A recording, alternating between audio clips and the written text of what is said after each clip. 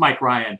I just got on the phone with two entrepreneurs who've been pretty successful in building a product, in this case, and have got some traction in getting that product out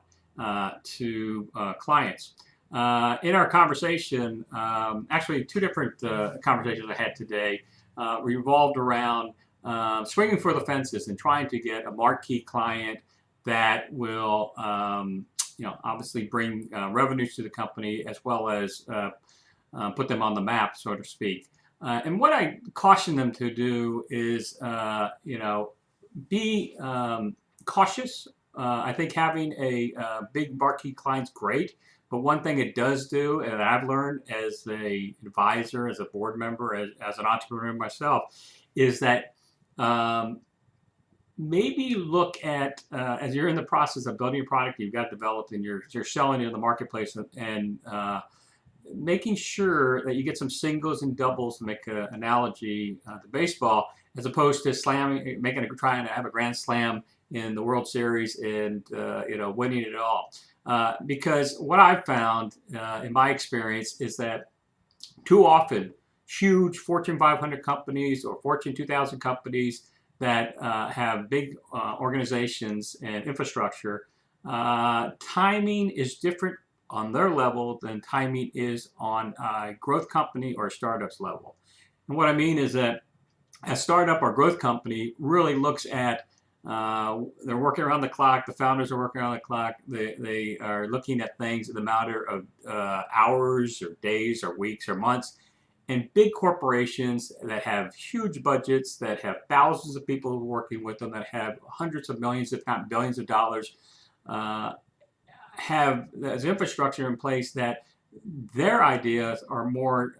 in their decision-making process really take months, if not sometimes years. So closing a sale with a huge company is great if you can do it, but oftentimes takes a lot of energy, resources, and capital in order to do that and close that. So what I recommend is that as an entrepreneur, as a founder, or a startup, that you really identify closing deals quickly and fast, and validate whether it's a technology or it's a solution or service, and do that with companies that you can make decisions quickly. And there are exceptions to the case. If you happen to come out of the corporate world and maybe came out of a Fortune 500 company and you have colleagues that are still there, and you're able to shortcut the process by